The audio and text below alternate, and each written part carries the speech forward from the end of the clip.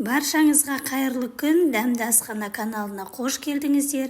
Бүгін сіздермен өте оңай, әрі жылдам, құрамы қолжетімді, өте дәмді болып пісетін тоттың рецептімен бөлісетін боламын. Ол үшін видеоны тоқтатпай соңына дейін көріңіздер, және сіздер де дәл осы рецепт бойынша жасап көріңіздер. Алдыменен 5 жұмыртқамыздың үстіне шым-шым тұзымызды салып, жақсылап көпіргенше араластырып алатын боламыз.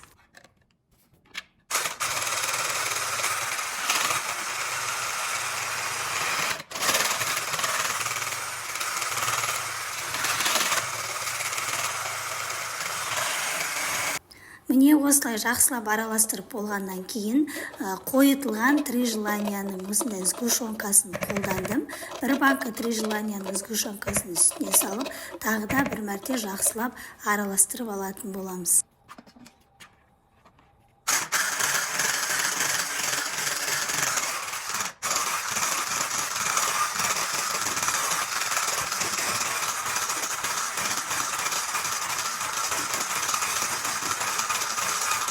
Осы кезде бір ас қасық сұйық майымызды құйып, тағы да жақсылап араластырамыз.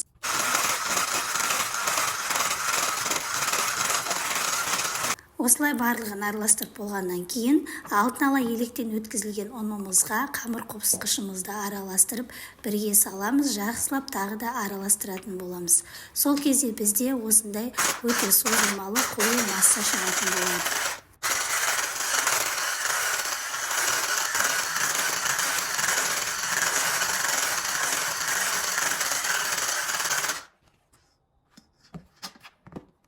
Егер массаларыңыз сұйықтау болатын болса, тағы да азырақ ұн сеуіп жіберсеңіздер болады.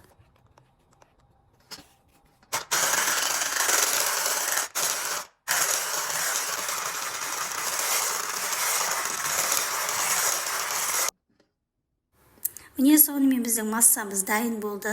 Енді табамызға осындай қағазымызды төсеп, кез келген торт пісіретін табаларыңызға осылай 2 бөлікке бөліп қиятын боламыз. Және барлық жеріне тегіс жағып шығамыз. Осы уақытта пешімізді қыздырып қоямыз.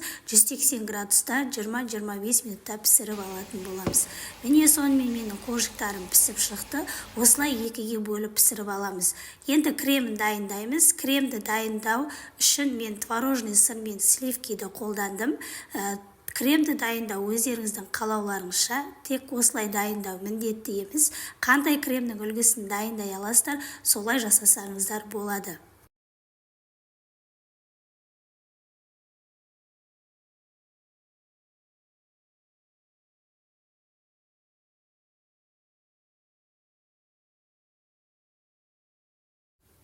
Крем дайын болды. Ендігі жаңағы пісіріп алған қожықтарымызды осылай арасынан дөңгелек етіп, бірдей қалыңдықта кесіп аласыздар, және жаңағы кремдерімізді барлық жеріне түгел жағып шығатын боламыз.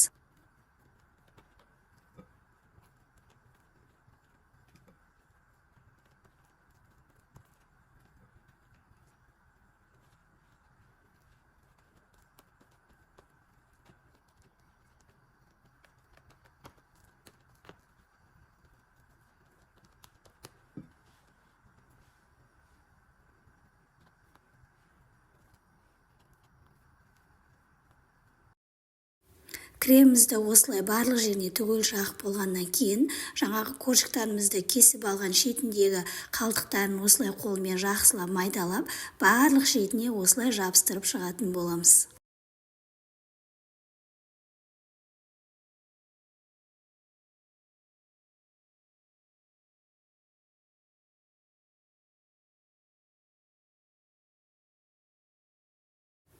Міне сонымен біздің тортымыз дайын болды. Көріп тұрғандарыңыздай өте керемет болып пісіп шығады. Кескен кезде де өте жұмсақ, әрі оңай, құрамы да қолжетімді. Сіздер де дәл осы рецепт бойынша жасап көріңіздер, және достарыңызбен бөлісуді ұмытпаңыздар. Менің каналыма тіркелмеген болсаңыздар, міндетті түрде каналға тіркеліп кетіңіздер. Баршаңызға ас болсын.